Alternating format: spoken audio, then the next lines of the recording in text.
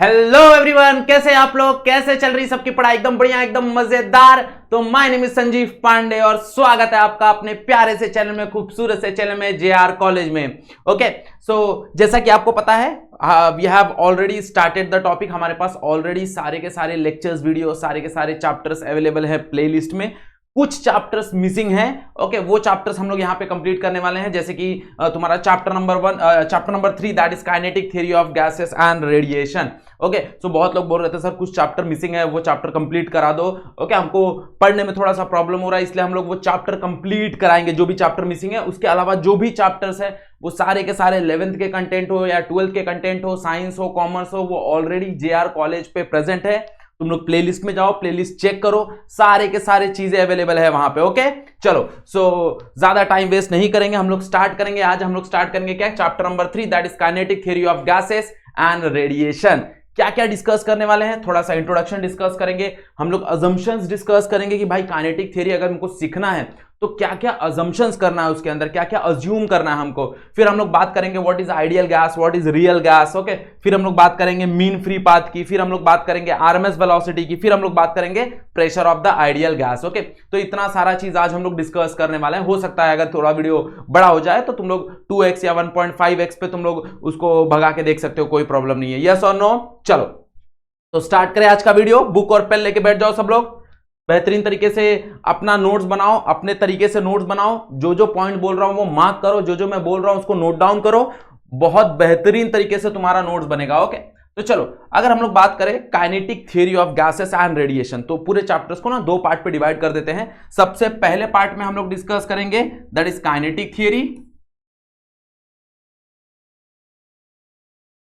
पहले पार्ट में हम लोग काइनेटिक थ्योरी ऑफ गैस बात करेंगे एंड सेकेंड पार्ट में हम लोग रेडिएशन बात करेंगे। ओके, तो रेडिएशन अगर तुम देखने जाओ तो तुमको 11th में एक चैप्टर है that is called as thermal properties of matter. वो थर्मल प्रॉपर्टीज ऑफ मैटर में हम लोग ने मोड्स ऑफ हीट ट्रांसफर पढ़ा था। तो दो मोड्स ऑफ हीट ट्रांसफर हम लोग ने वहां पे पढ़ लिया था, that is conduction and convection. एक जो मोड ऑफ हीट ट्रांसफर है वो हमने नहीं पढ़ा था, that is called as radiation. तो रेडिएशन हम लोग यहां पे पढ़ने वाले हैं। ओके, उसके पहले हम क्या पढ़ने वाले हैं? उसके पहले हम पढ़ने वाले हैं काइनेटिक थ्योरी ऑफ गैसेस। तो यहां पे हम लोग काइनेटिक थ्योरी ऑफ गैसेस पे पढ़ेंगे। ओके, अब why there is a compulsory need for kinetic theory of gases? क्यों अलग से गैसेस के लिए हमको थ्योरी बनानी पड़ी? क्यों हमको अलग से गैस के बारे में पढ़ना पड़ा? ओके, तो देखो, what is difference between your बोलते हैं ना पुराना वाला जो फिजिक्स था, जहां पे हम लोग मोशंस के बारे में पढ़ते हैं। लेट्स से कि दिस इज पेन। ओके, अब ये पेन को मैं मूव करा रहा हूं, इस पेन को मैंने थ्रो किया। सो सिंस मैंने इस पेन को थ्रो किया तो इसके मोशन को मैं देख सकता हूं। ओके, इसके मोशन को मैं देख सकता हूं, मैं वो कितना स्पीड जा रहा है मैं उसको कैलकुलेट कर सकता हूं, मैं उसको देख के कैलकुलेट कर सकता हूं। उसका टाइम क्या होगा, उसकी वेलोसिटी क्या होगी, उसका एक्सेलरेशन क्या होगा, उस पर कितना फोर्स लग रहा है, everything. Okay, everything is visual. हाँ या ना, हम देख रहे हैं, उसको देख के समझ रहे हैं, सारा चीज समझ रहे हैं। बट गैसेस के साथ ऐसा नहीं होता। गैसेस के साथ क्या होता है भाई, जो मॉलिक्यूल होते हैं ना वो बहुत छोटे होते हैं गैसेस के। यस और no? Molecule is very small. Since molecule is very small तो हमको देख के कोई चीज हम बता नहीं सकते। लाइक ये एक रूम है, imagine this room as a container, तो हम नहीं बता सकते देख के कि भाई ये जो रूम है इसके अंदर जो गैस मॉलिक्यूल है वो गैस मॉलिक्यूल की वेलोसिटी क्या होगी। हम नहीं, क्योंकि हम देख ही नहीं पा रहे। ये सुनो, तो जो चीज को हम देख ही नहीं पा रहे वो कैसे बता दे कि इसकी वेलोसिटी 3 मीटर पर सेकंड है या इसकी वेलोसिटी 4 मीटर पर सेकंड है। So it is not okay, it is not good to say कि भाई इसकी वेलोसिटी 3 मीटर पर सेकंड होगी, या फिर इस मॉलिक्यूल की वेलोसिटी 3 मीटर पर सेकंड होगी, या फिर इसको यहां से यहां जाने के लिए टाइम 2 घंटा लग रहा है या 5 मिनट लग रहा है। हम उस पर जजमेंट दे ही नहीं सकते क्योंकि हम उस चीज को देख ही नहीं पा रहे। तो हम क्या करते हैं, उसी चीज को स्टडी करने के लिए उसकी कुछ मैक्रोस्कोपिक प्रॉपर्टीज पढ़ते हैं। Properties like pressure. हम ये देखते हैं कि भाई उस रूम के अंदर क्या प्रेशर है, हम ये देखते हैं कि उस रूम के अंदर क्या टेम्परेचर है, हम ये देखते हैं कि उस रूम की क्या डेंसिटी है, हम ये देखते हैं कि उस रूम में भाई क्या ही वॉल्यूम है। ओके, मतलब बहुत सारी चीजें हम डिस्कस करते हैं। इसके अलावा भी बहुत सारी, उसका इंटरनल एनर्जी क्या है, उस गैस का इंटरनल एनर्जी क्या है।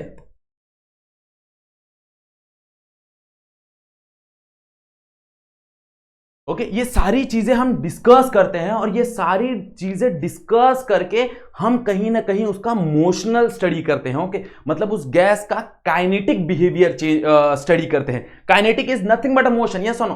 तो वो जो गैस मूव हो रहा है, वो गैस मूव हो रहा है तो वो कैसा कैसा बिहेवियर शो कर रहा है, वो हम कैसे समझते हैं, वो हम ये सारी चीजों को स्टडी करते हैं और इनकी मदद से, ओके ये सारी चीजों की मदद से हम उसका बिहेवियर समझते हैं, उस गैस का बिहेवियर समझते हैं कि भाई उस गैस की वेलोसिटी क्या होगी, उस गैस का एनर्जी कितना होगा, ओके वो गैस कौन सी होगी, ये सारा चीज हम लोग डिस्कस करते हैं। ओके क्लियर, बात में आ गया एवरीवन, हाँ या ना?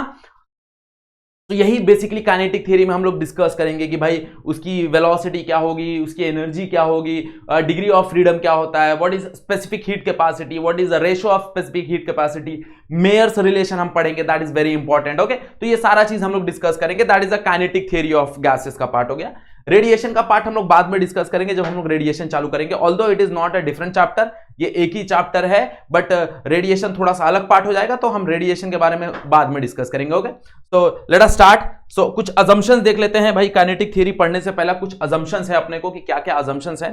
तो सबसे पहला बेसिक अजम्पशंस है कि भाई जो भी तुम्हारे मॉलिक्यूल्स होंगे ना, जितने भी मॉलिक्यूल्स होंगे, अगर वो सेम गैस है तो उनके मॉलिक्यूल्स भी क्या होंगे, आइडेंटिकल होंगे। ओके तो for same gas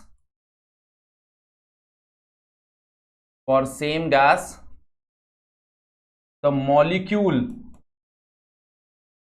are identical।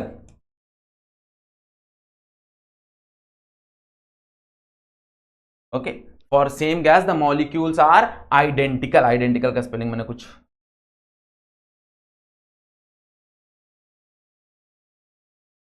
Okay identical मतलब उसके जो भी शेप होंगे, साइज होंगे, वो क्या होंगे, इक्वल होंगे, ऐसा। ओके ये पहला अजम्पशन है। मतलब मान लो कि अगर मैंने हाइड्रोजन गैस अज्यूम किया तो हाइड्रोजन गैस के लिए जितने भी मॉलिक्यूल होंगे, वहां पे 100 मॉलिक्यूल हो, 200 मॉलिक्यूल हो, डजंट मैटर। ओके ये सारे के सारे जो मॉलिक्यूल्स होंगे, इनका जो शेप होगा, इनका जो साइज होगा, इनका जो मास होगा, वो आइडेंटिकल होगा, ऐसा। ओके तो हर एक का जो मास होगा इंडिविजुअली, हर एक पार्टिकल का वो सेम होगा, हर एक का जो शेप होगा वो सेम होगा, हर एक मॉलिक्यूल का, हर एक मॉलिक्यूल का जो साइज होगा वो सेम होगा, ऐसा हम अज्यूम कर रहे हैं। ओके तो सेकेंड अजम्पशंस, भाई जो सेकेंड अजम्पशंस है वो ये है कि हम ऐसा मानते हैं कि जो मॉलिक्यूल हैं वो रैंडम मोशन कर रहे हैं और सारे के सारे पॉसिबल डायरेक्शंस में वो मूव कर सकते हैं with some possible velocity, yes और नो। मतलब molecule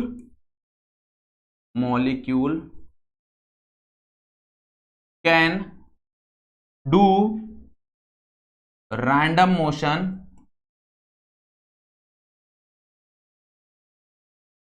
in all possible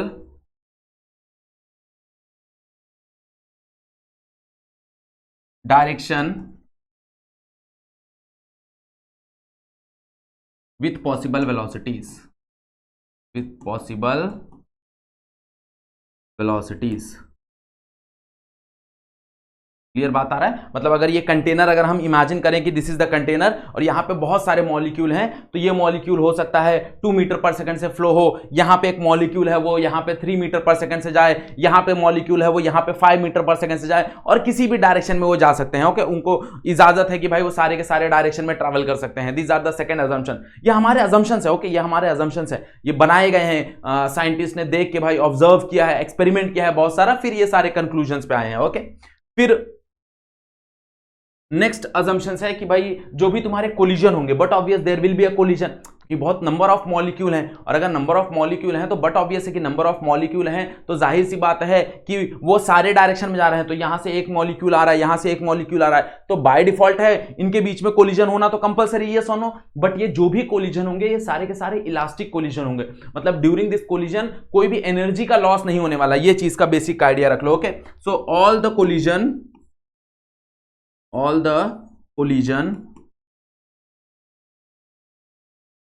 between molecule and molecule, or between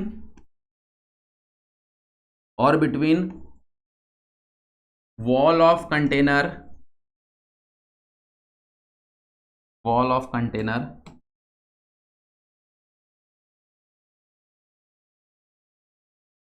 and molecule.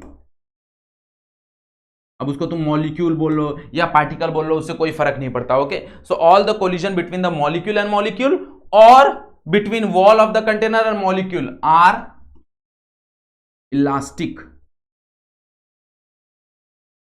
Collision. वो क्या है? इलास्टिक कोलिजन है। इलास्टिक कोलिजन है इसका मतलब क्या है कि वहां पे कोई भी एनर्जी लॉस नहीं होने वाला। ओके, इलास्टिक कोलिजन इसका मतलब क्या है? वहां पे कोई भी एनर्जी लॉस नहीं होने वाला है। मतलब एक पार्टिकल दूसरे पार्टिकल से टकराएगा जरूर, बट वहां पे उनकी जो वेलोसिटीज है वो चेंज नहीं होने वाली है। ओके, उनकी वेलोसिटीज के डायरेक्शन भले चेंज हो जाए, बट उनकी जो एनर्जी है वो कहीं पे लॉस नहीं होने वाली है। Clear everyone? हाँ या ना? बात समझ आ रही है? यस और नो? ओके, नेक्स्ट अगर हम लोग देखने जाए कि भाई ये जो वॉल्यूम है, okay, volume of that container ये बहुत बड़ा है, यस और नो, और इसके अंदर जो गैस है वो गैस बहुत फैले हुए हैं। तो जब मैं गैस को बहुत पास पास लाऊंगा और एक्चुअली में मैं उस गैस का वॉल्यूम देखूंगा, तो वो जो गैस का एक्चुअल वॉल्यूम होगा ना, वो कहीं ना कहीं बहुत छोटा होगा। मतलब उसके जो पार्टिकल्स के वॉल्यूम होंगे वो बहुत छोटे होंगे as compare to the volume of this container. Okay, so ये भी एक असम्पशन है कि volume of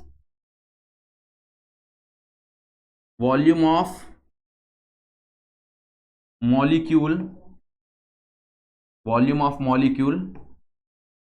is very small.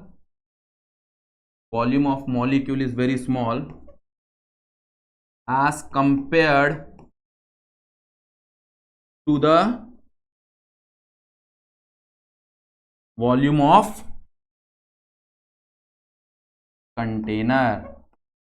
Okay, so these are the assumptions. Okay, these are the assumptions. इसके अलावा भी बहुत कुछ assumptions है। ओके, अगर तुम देखना चाहो तो तुम एक बार टेक्स्ट बुक रीड करोगे तो तुमको समझ में आएगा। वो थोड़ा बहुत डिस्कशन हम लोग जब आइडियल गैस पढ़ेंगे तो वहां पे हम लोग डिस्कस करेंगे। Okay, so these are the assumptions। भाई अगर तुमको काइनेटिक थ्योरी पढ़ना है तो ये अज्यूम करके रखना है कि ऐसा ऐसा होगा। ओके, मतलब अगर सेम गैस है तो उनके जो मॉलिक्यूल्स होंगे वो आइडेंटिकल होंगे। आइडेंटिकल मतलब उनके जो भी साइज और शेप होंगे, size and shape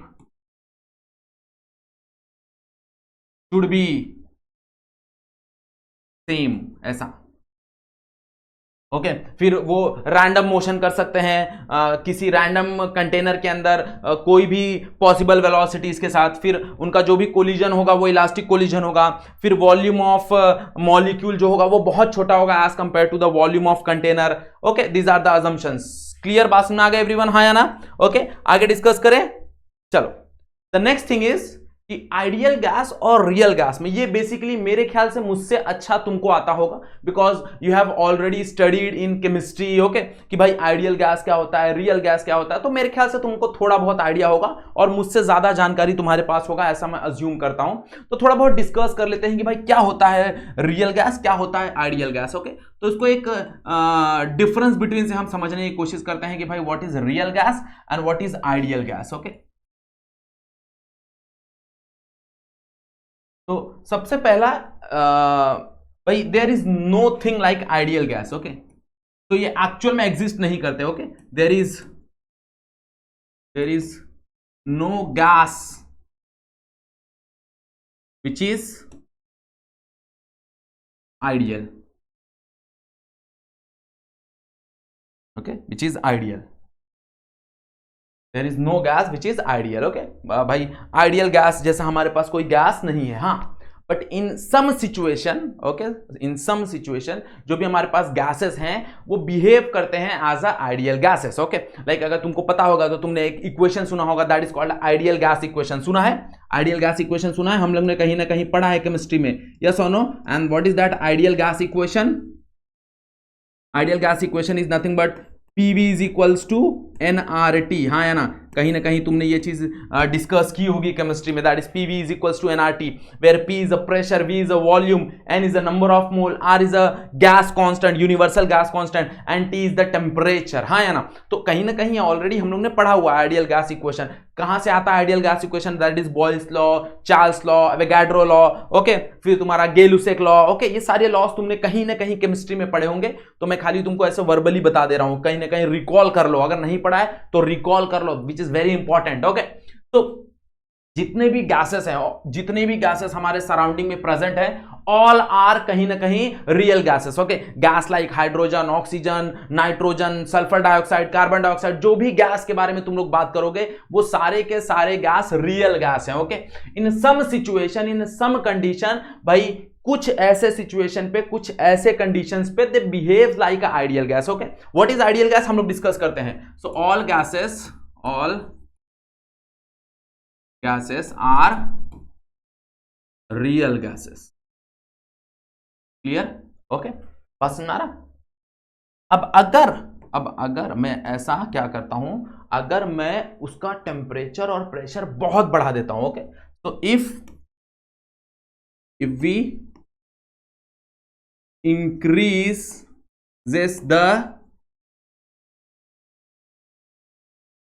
temperature and pressure, okay, if we increases the temperature and pressure of the gas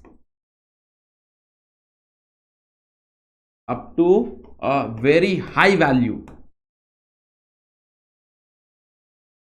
बहुत बड़े वैल्यू के लिए, okay, up to a very high value. Okay, मतलब इतना ज्यादा मैं टेम्परेचर बढ़ा देता हूं, इतना ज्यादा मैं प्रेशर बढ़ा देता हूं कि भाई एक पार्टिकल का दूसरे पार्टिकल में कोई इंटरेक्शन ही नहीं हो। ओके, इसका मतलब है कि there will be no interaction between two molecules.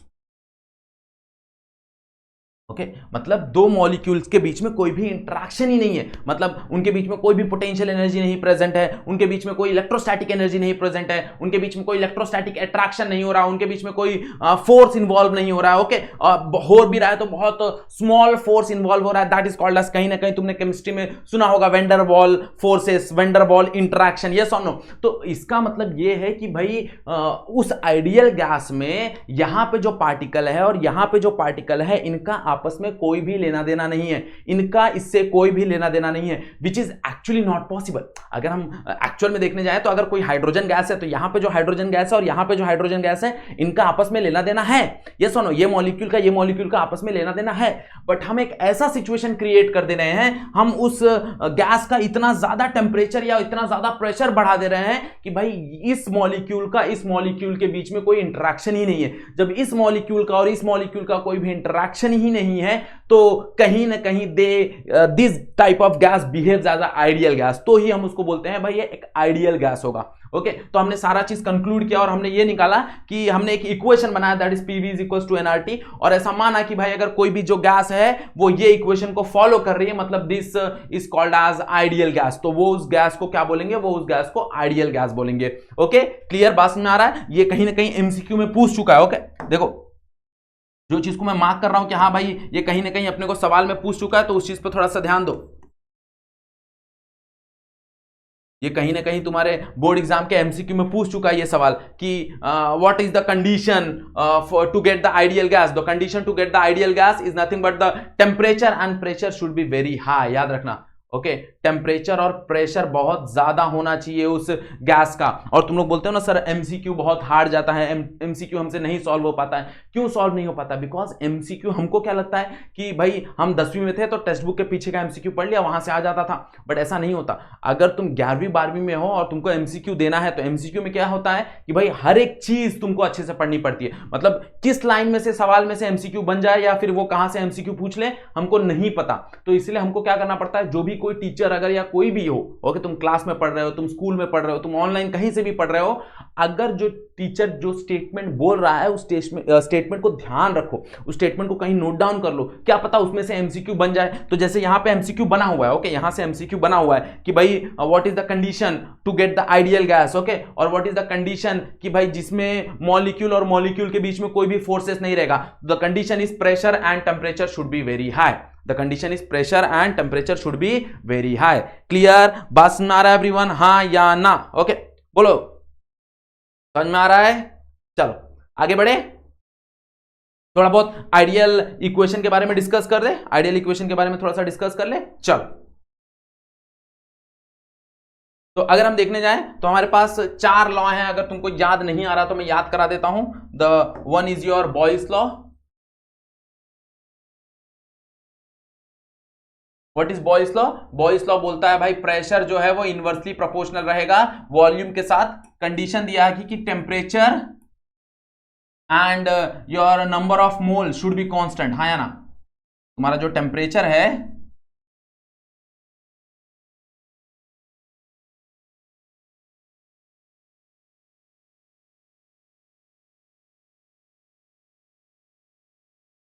Search में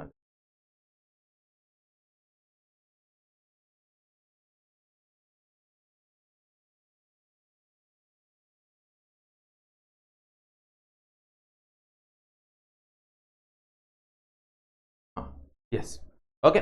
सो तुम्हारा जो प्रेशर है वो कहीं ना कहीं इनवर्सली प्रोपोर्शनल होगा किसके साथ? वॉल्यूम के साथ। इसका मतलब ये है कि भाई टेम्परेचर और नंबर ऑफ मोल वहां पे क्या होने चाहिए? वहां पे टेम्परेचर और नंबर ऑफ मोल क्या होने चाहिए? कांस्टेंट होने चाहिए। क्या होने चाहिए?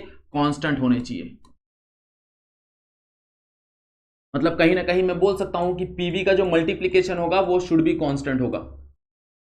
पीवी का जो मल्टीप्लीकेशन होगा that should be constant. Okay, PV का जो मल्टीप्लीकेशन होगा that should be constant. This is nothing but your boys law. ये ऑलरेडी कहीं ना कहीं हमने पढ़ा हुआ है। अगर मैं बात करूं चार्ल्स लॉ की,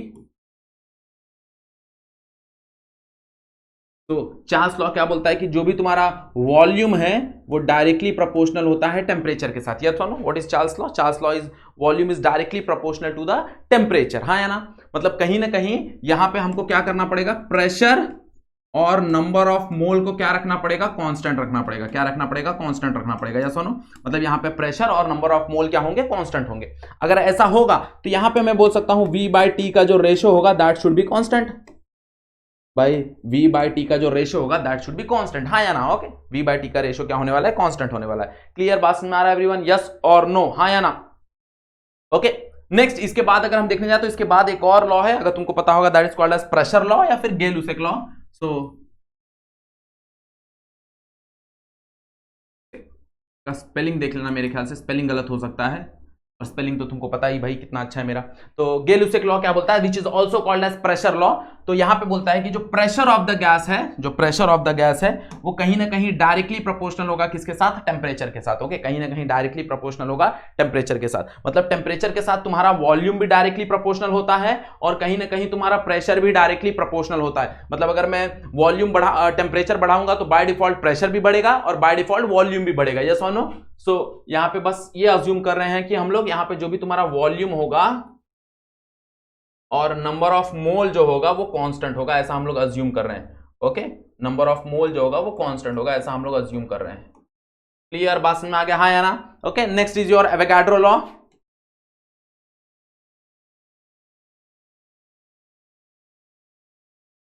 तो what is Avogadro law? What is Avogadro law? Avogadro law क्या है कि भाई तुम्हारा जो वॉल्यूम है वो कहीं ना कहीं डायरेक्टली प्रोपोर्शनल है किससे? नंबर ऑफ मोल से। ओके, कहीं ना कहीं तुम्हारा जो वॉल्यूम है वो प्रोपोर्शनल है किससे? नंबर ऑफ मोल से। हाँ, ये कंडीशन में अपने को क्या करना पड़ेगा भाई? जो भी तुम्हारा टेम्परेचर है और जो भी तुम्हारा प्रेशर है उसको अपने को क्या करना पड़ेगा? उसको अपने को कांस्टेंट रखना पड़ेगा। क्लियर? हाँ या ना? ओके, मतलब और ये सब को कंबाइन करके हमको एक इक्वेशन मिलता है that is called as PV is equals to NRT. हाँ या ना? That is called as PV is equals to NRT, where R is the universal gas constant. Okay, where R is the universal gas constant. और अगर हम उसकी value देखने जाए, are की वैल्यू, तो तुम लोग केमिस्ट्री में शायद से थोड़ा अलग पढ़ते हो, यहां पे थोड़ा सा अलग पढ़ोगे, that is equals to 8.3। Okay, हम लोग जो यहां पे पढ़ते हैं क्या बोलते हैं फिजिक्स में जो पढ़ते हैं that is equals to 8.3। Okay, उसको हम लोग 8.3 लेके चलते हैं, वो 8.317 होता है बट 8.3 लेके चलेंगे हम, उसमें कोई वो नहीं है। That is joule per mole per kelvin. Okay, this is the unit, that is 8.3 joule per mole per kelvin. Clear बात में आ गया एवरीवन? यस और नो? हाँ या ना? ओके वो 314 होता है, बट हम लोग उसको 8.3, जब तुम लोग सम सॉल्व करोगे तो लिखने के लिए चाहिए तो तुम लोग लिख दो भाई, यहां पे अगर तुमको लिखने के लिए चाहिए तो तुम लोग लिख सकते हो, बट उसको याद रखना 8 लिखने के लिए तुम लोग उसको 8.314 लिख दो, बट उसको 8.3 याद रखो, 8.3 या फिर 25/4, तो 25/4 भी बहुत अच्छा होता है, वो रेशो कैंसिल हो जाता है बहुत टर्म से, तो तुम लोग वो याद रख सकते हो। And unit is joule per mole per kelvin. Okay, yes और नो, समझ में आ गया एवरीवन, यस और नो? ओके, अब ये अपन ने इन टर्म्स ऑफ आर रखा है, बट आर का भी हमारे पास एक वैल्यू है। ओके, आर कहां से आता है वो भी हमारे पास है, वो भी डिस्कस कर लेते हैं। So we know that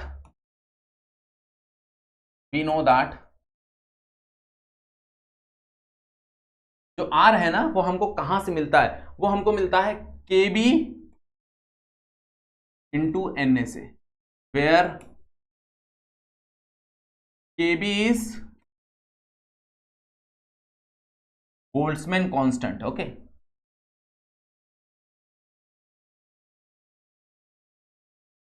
where KB is Boltzmann constant and Na तो मेरे ख्याल से सबको पता है, that is called as Avogadro number।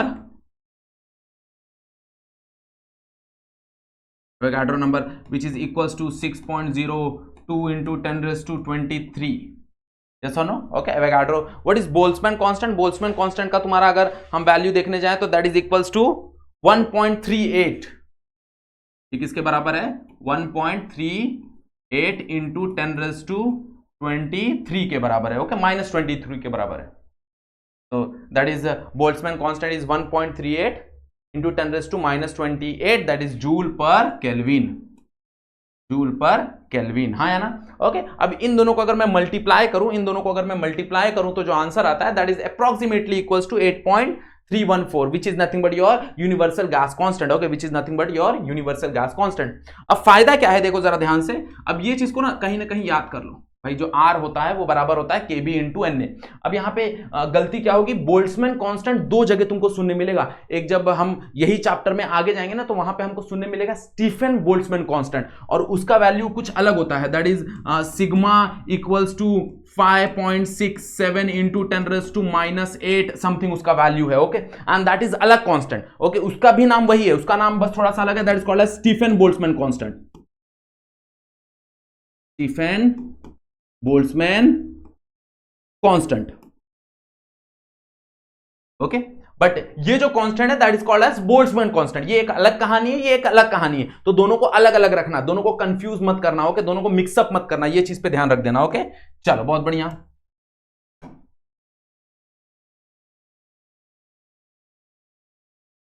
Okay, चलो यहां पे बात कर लेते हैं। अब जरा ध्यान दो, क्या मैं ये R का वैल्यू इसके अंदर पुट कर सकता हूं, that is PV is equals to NRT में पुट कर सकता हूं। जरा सब्स्टिट्यूट करके देखो क्या मिलता है। तो अगर मैं सब्स्टिट्यूट करूं PV is equals to NRT में तो क्या कहानी मिलेगा, तो that is PV equals to N, R की जगह क्या आ जाएगा, that is KB Na is your Avogadro number. बहुत जगह एवोगाड्रो नंबर को N0 से रिप्रेजेंट करते हैं, कोई प्रॉब्लम नहीं, वो भी सही चीज है। ओके, इंटू T बराबर। ओके, अब जरा ध्यान दो, ये जो N है is a number of mole, also N जो है वो नंबर ऑफ मोल है। नंबर ऑफ मोल का डेफिनेशन याद करो जरा, तुमने पढ़ा है केमिस्ट्री में, that is number of molecule divide by Na। Okay, it is a number of molecule. Okay, हाँ या ना, it is a number of molecule, हाँ या ना, number of molecule. Okay, number of molecule divide by Avogadro number.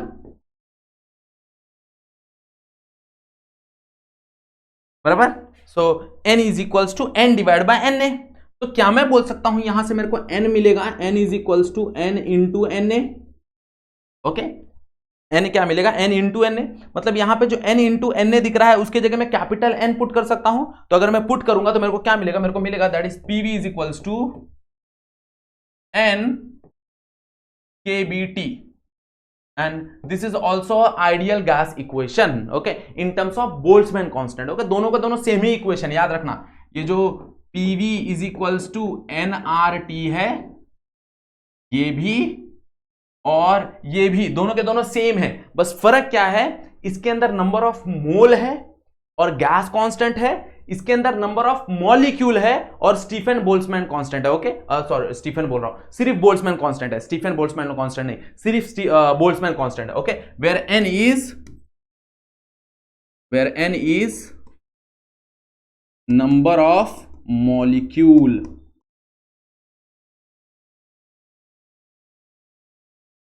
present in the gas।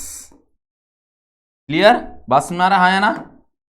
Okay, बस दोनों same ही equation. Again I am saying PV is equals to NRT भी वही बता रहा है और पीवी इज इक्वल्स टू एनकेबीटी भी वही बता रहा है। बस फर्क यह है कि यहां पे जो एन है वो नंबर ऑफ मोल को रिप्रेजेंट कर रहा है, यहां पे जो कैपिटल एन है वो नंबर ऑफ मॉलिक्यूल को रिप्रेजेंट कर रहा है।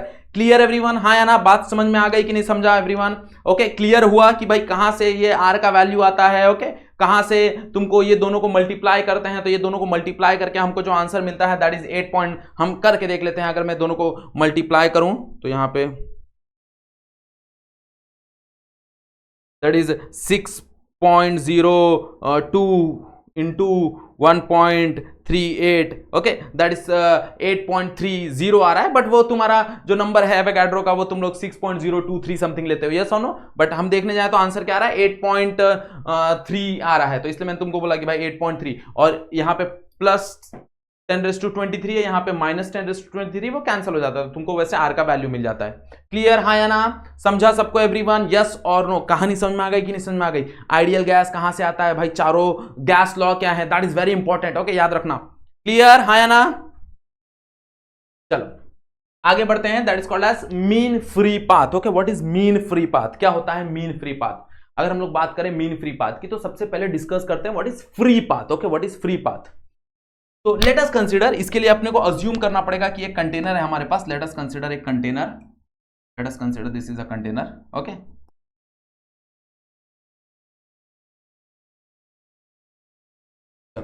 let us consider this is the container and in this container we have a molecule। हमारे पास बहुत सारे मॉलिक्यूल है।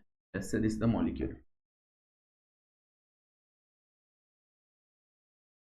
अब ये मॉलिक्यूल क्या होगा, यहां से ऐसे कुछ तो रैंडम मोशन कर रहा है इस डायरेक्शन में। ओके, ये मॉलिक्यूल जो है वो इस डायरेक्शन में रैंडम मोशन कर रहा है। ओके, अब इस डायरेक्शन में ये जाएगा, यहां पे टकराएगा और टकराने के बाद वो ऐसा मूव करेगा, यस और नो?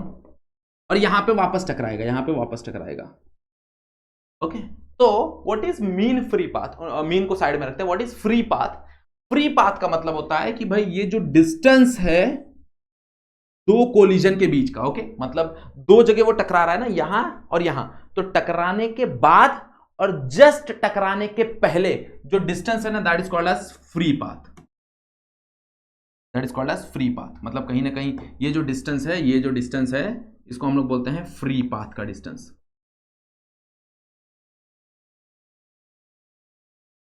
ओके, इसको हम लोग फ्री पाथ बोलते हैं। अब ऐसी वापस यहां पे टकराया, टकराने के बाद ये कुछ यहां चला जाएगा और यहां पे टकराएगा, यस और नो? यहां पे टकराएगा, तो अगेन वापस ये क्या बन जाएगा, ये जो डिस्टेंस है ये वापस बन जाएगा फ्री पाथ। वापस ये क्या बन जाएगा, फ्री पाथ। ओके, मतलब यहां पे बहुत सारे फ्री पाथ आ रहे हैं ना, बहुत सारे फ्री पाथ आ रहे हैं और बहुत सारे मॉलिक्यूल होंगे। ऐसा तो है नहीं कि भाई एक ही मॉलिक्यूल है इस कंटेनर के अंदर। जैसे ये रूम का एग्जांपल अगर हम ले, तो ये रूम के अंदर तो ऐसा तो है नहीं कि भाई एक ही मॉलिक्यूल होगा या फिर एक ही मॉलिक्यूल टकराएगा, ऐसा तो है नहीं। बहुत सारे मॉलिक्यूल्स है, बहुत सारे मॉलिक्यूल्स टकराएंगे, जाहिर सी बात है, ये सुनो। तो अगर बहुत सारे मॉलिक्यूल टकरा रहे हैं, अगर बहुत सारे मॉलिक्यूल कोलाइड हो रहे हैं और बहुत सारे फ्री पाथ आ रहे हैं, तो हम क्या करते हैं, हम उनका एवरेज ले लेते हैं and that average free path is called as mean free path. Okay, so what is mean free path? कैसे डिफाइन कर सकते हैं हम लोग मीन फ्री पाथ को? So the average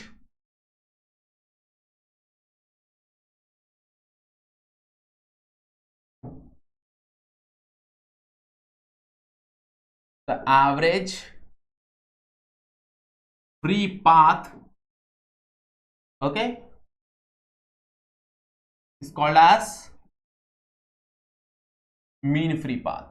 mean free path। और what is mean free path? भाई mean free path क्या होता है? free path is the distance between okay, it is a distance between two successive collision. Okay, it is a distance between two successive collision. Okay, दो distance के बीच का ये collision का distance देता है। ओके, दो कोलिजन के बीच का डिस्टेंस बताता है, और वो सारे को अगर हम लोग मीन करें तो that is called as mean free path. Okay, अब कहीं ना कहीं हम देखने जाए तो वी हैव द फॉर्मूला, इसका हमारे पास फॉर्मूला है, that is lambda is equals to root 2 pi, है ना, that is n by v d का square. Okay, n by v d का square, which is called as mean free path का formula. Okay, where lambda is a mean free path, where lambda is mean free path। और कहीं ना कहीं अगर हम देखने जाएं तो ये डायरेक्टली सवाल पूछ चुका है नीट में। ओके, नीट अगर तुम देखने जाओ, नीट 2019 का सवाल है, डायरेक्टली डायरेक्ट सवाल है। ओके, डायरेक्टली तुमको सवाल पूछ दिया है, by which of the formula represent the mean free path, which of the formula represent the mean free path. तो ये कहीं ना कहीं नीट 2019 का क्वेश्चन है, डायरेक्टली तुमको सिर्फ सवाल पूछ दिया गया और कुछ नहीं। मतलब कहीं ना कहीं तुम ध्यान दो तो अगर तुमको फॉर्मूला भी अगर पता है ना, अगर तुमको सिर्फ फॉर्मूला पता है तो भी कहीं ना कहीं तुम एग्जाम में 10, 12, 15 मार्क्स तो ऐसे निकाल सकते हो। कोई भी एग्जाम हो, doesn't matter it is a board exam, doesn't matter it is a MSCT, doesn't matter it is a JEE, doesn't matter it is a NEET, doesn't matter. अगर तुमको सिर्फ फॉर्मूला भी पता है ना तो 10, 12 मार्क्स तो तुमको ऐसे ही आ जाते हैं, याद रखना। ओके, अब यहां पे अगर हम बात करें what is n by v, तो n बाय v को हम लोग बोल सकते हैं भाई number per unit volume. Okay, that is called as number of molecule per unit volume. Okay, number of molecule per unit volume. And what is d, तो d is the diameter of the volume, diameter of the molecule.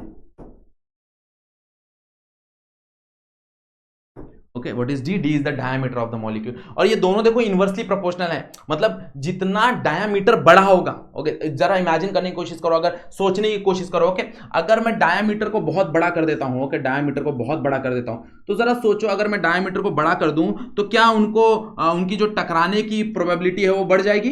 भाई टकरा, देखो ना, diameter बहुत हो गया, अब diameter बहुत हो गया, यहां पे एक और पार्टिकल है, ये पार्टिकल इससे टकराने की जो पॉसिबिलिटीज हैं, जो प्रोबेबिलिटीज हैं वो बढ़ जाएंगी। सिंस टकराने की प्रोबेबिलिटी बढ़ गई, सिंस टकराने की पॉसिबिलिटीज बढ़ गई, तो जाहिर सी बात है कि मीन फ्री पाथ कहीं ना कहीं छोटा हो जाएगा।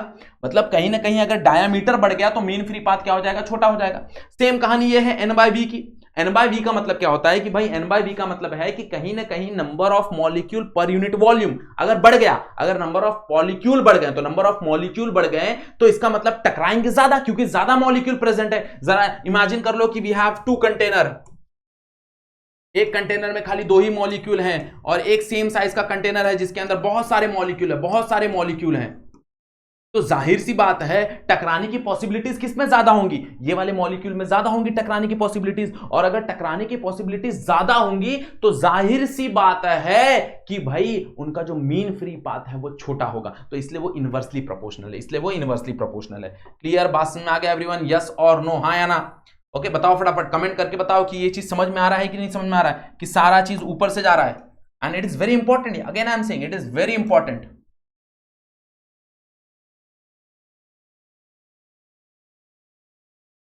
अब इसको एक और दूसरे तरीके से देखते हैं। ओके, इसको एक और दूसरे तरीके से देखते हैं। कैसे देखते हैं देखो जरा, चलो नेक्स्ट पेज ले लेते हैं।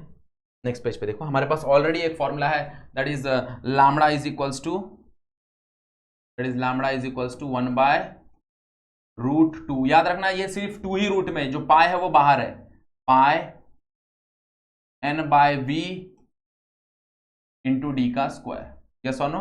ओके, अब जरा ध्यान से देखो, अगर मैं तुमको बताऊं, हम लोग ने ऑलरेडी एक इक्वेशन देखा है, वी ऑल्सो नो दैट, हमारे पास ऑलरेडी एक इक्वेशन है, that is pv is equals to nkbt। तो यहां से क्या मैं n बाय p निकाल सकता हूं? n बाय p क्या होगा देखो जरा, यहां पे हमारे पास है, तो n बाय v हो जाएगा। ओके, ये इधर आ जाएगा, ये इधर आ जाएगा, that is p by kbt। Yes और नो? ओके अगर हम देखने जाएं तो ये v को यहाँ पे ले लो और एक kb को नीचे ले लो, तो आप n by V is equals to P by K V, मतलब यहाँ पे n बाई वी के जगह मैं p by K B T put कर सकता हूँ। तो यहाँ पे क्या मिलेगा, lambda is equals to 1 by root 2 pi, okay 1 by root 2 pi, n by V के जगह लिख सकते हैं हम लोग p by KBT into D का स्क्वायर। यस और नो। अब KBT ऊपर चला जाएगा, जैसे ही KBT ऊपर चला जाएगा तो हमारे पास एक और फॉर्मूला आ जाएगा, that is lambda is equals to KBT divide by root 2 pi into तुम्हारा प्रेशर इंटू डी का स्क्वायर। यस और नो। ओके ये KBT को थोड़ा सा छोटा लिखना, स्मॉल KBT, हाँ KBT स्मॉल KBT है ये।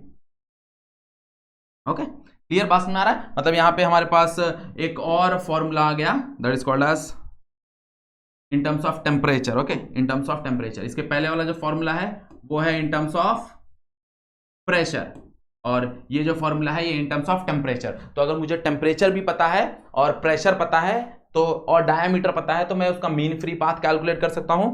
और एक और तरीका है हमारे पास, दैट इज ये वाला फॉर्मूला, कि अगर मान लो कि मेरे पास उसका वॉल्यूम है और नंबर ऑफ मॉलिक्यूल कितने प्रेजेंट है और डायमीटर कितना है, तो उसके हिसाब से हम लोग फॉर्मूला निकाल सकते हैं। इस चीज को मैं ऐसे भी लिख सकता हूं, देखो ये v को ऊपर लेके जाके मैं ऐसे भी लिख सकता हूं, 1 by lambda is equals to v by root 2 pi N D का square. Okay so this is also can be written। Clear, बात समझ में आ रहा है एवरीवन, यस और नो बोलो। कहानी समझ में आ रहा है, what is mean free path, what is a formula for mean free path, everyone समझ में आया सबको, पक्का बेहतरीन तरीके से। ओके चल देख लो।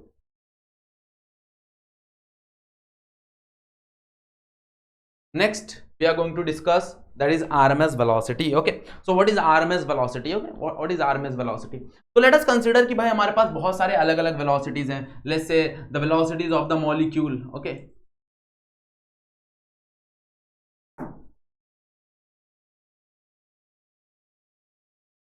so let us consider velocities of molecule।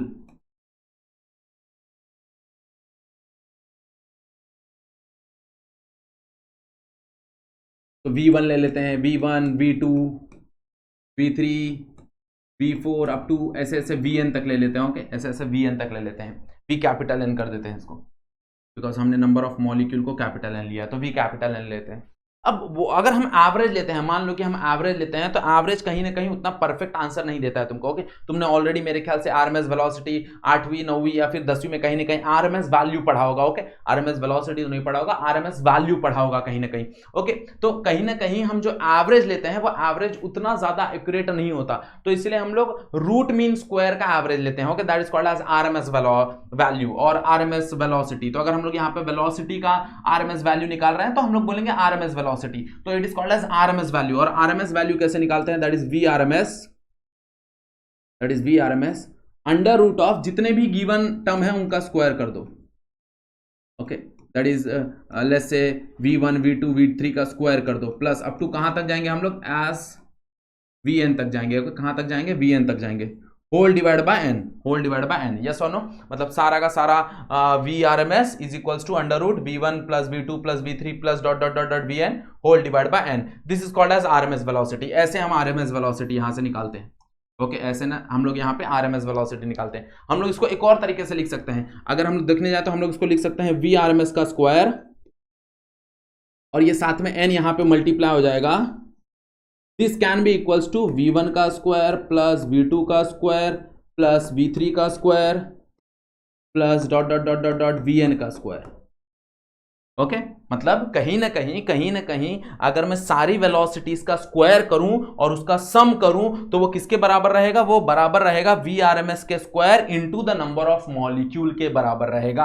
अब ये स्टेटमेंट भी अपने को बहुत ज्यादा काम आएगा, याद रखना। तो ये स्टेटमेंट में भी अच्छे से गौर डाल देना, मतलब अगर मैं इंडिविजुअली सारे वेलोसिटीज का स्क्वायर करूं और उसको ऐड करूं तो वो किसके बराबर रहेगा, वो वी आरएमएस के स्क्वायर इनटू n के बराबर रहेगा। वेयर n क्या है, नंबर ऑफ मॉलिक्यूल है।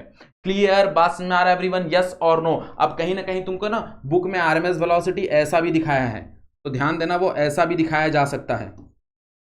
तुम VRMS लिखोगे तो भी चलेगा, अगर उसके ऊपर V के ऊपर बार डाल दोगे तो भी चलेगा, याद रखना। ओके, दोनों तरीके से तुम उसको दिखा सकते हो। तुम उसको VRMS को ऐसा भी दिखा सकते हो और VRMS को ऐसा भी दिखा सकते हो। अलग कलर से बना देता हूं, ऐसे भी तुम उसको VRMS दिखा सकते हो और ऐसे VRMS का स्क्वायर दिखा सकते हो। क्लियर? बात समझ में आ रहा है? यस और नो? हाँ या ना? कहानी समझ में आ रहा है? इसको एग्जांपल के तौर पे समझने की कोशिश करते हैं, एग्जांपल लेने पे हमको समझ में आ जाएगा। Let's say we have velocities हमारे पास है 1 मीटर पर सेकेंड, 2 मीटर पर सेकेंड, लेट्स से 3 मीटर पर सेकेंड, और हमको बोला है कि भाई इसका जो आरएमएस वैल्यू निकालो। कि कैलकुलेट क्या करने बोला है? Calculate RMS velocity. तो आरएमएस वेलोसिटी कैलकुलेट करने के लिए क्या करना है अपने को? VRMS is equals to under root V1 का स्क्वायर प्लस V2 का स्क्वायर प्लस V3 का स्क्वायर होल डिवाइड बाय 3। हाँ या ना? ओके, मतलब जितने हैं उनका सबका उनके स्क्वायर का एवरेज लेना है और लास्ट में उनको रूट कर देना, होल रूट कर देना है। तो हर एक का वैल्यू देखो, 1 का स्क्वायर विल बी 1 प्लस 2 का स्क्वायर 4 प्लस 3 का square 9 whole divide by 3 root.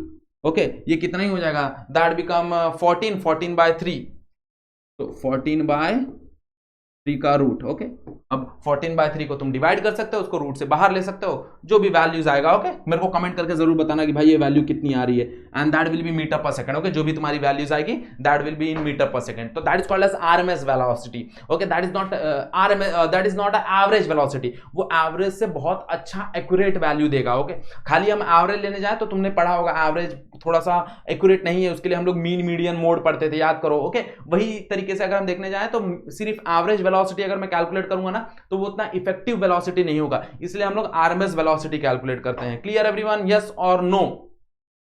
कहानी समझ में आ गई कि नहीं समझ में आ गई? ये कहीं ना कहीं अपने को काम है आरएमएस वेलोसिटी का आगे। Okay, clear? चलो, तो आज हम लोग ने बहुत ज्यादा टॉपिक डिस्कस कर लिया, लेक्चर को ज्यादा बड़ा नहीं रखते हैं, यहीं पे लेक्चर को एंड करते हैं। एक टॉपिक बचा हुआ है दैट इज प्रेशर, वो हम लोग नेक्स्ट लेक्चर में कंटिन्यू कर लेंगे। ओके, प्रेशर का डिस्कशन हम लोग नेक्स्ट लेक्चर में करेंगे। नेक्स्ट लेक्चर में हम लोग प्रेशर का, आरएमएस वेलोसिटी का डिस्कशन करेंगे इन टर्म्स ऑफ टेम्परेचर, ये सारा हम लोग डिस्कशन करेंगे, बट नेक्स्ट लेक्चर में डिस्कशन करेंगे। Okay, clear everyone? पक्का समझ में आ गया आज का टॉपिक? अगर आज का टॉपिक समझ में आया तो वीडियो को फटाफट लाइक करना है, दोस्तों को शेयर करना है, दोस्तों को बताना है कि भाई ऑलरेडी इस चैप्टर पे, इस चैनल पे सारे चैप्टर्स अवेलेबल हैं जो कि मैंने ही पढ़ाए हैं। सारे के सारे फिजिक्स के लेक्चर्स, 11th 12th कॉमर्स के सारे लेक्चर्स प्रेजेंट है तुम्हारे पास सारे 11th 12th के साइंस के लेक्चर प्रेजेंट है। ओके, तो अपने दोस्तों को शेयर करो, उनको बोलो सब्सक्राइब करो। ओके, और अगर कुछ डाउट है तो कमेंट सेक्शन में तुम लोग पूछ सकते हो, या फिर मैंने तुमको इंस्टाग्राम का आईडी दिया हुआ है, वहां पे तुम लोग मुझे जाकर डीएम कर सकते हो। Okay, clear? सो यहाँ पे इंस्टाग्राम का आईडी है, वहां पे भी तुम जाके मुझे डीएम कर सकते हो, मैं ट्राई करूंगा सबका जवाब देने को। ओके, ऑल्दो मैं ट्राई करता ही हूं। क्लियर? चलो, सो आज का लेक्चर यहीं पे एंड करते हैं। आज के लिए बस इतना ही। That's it for today. Thank you so much everyone.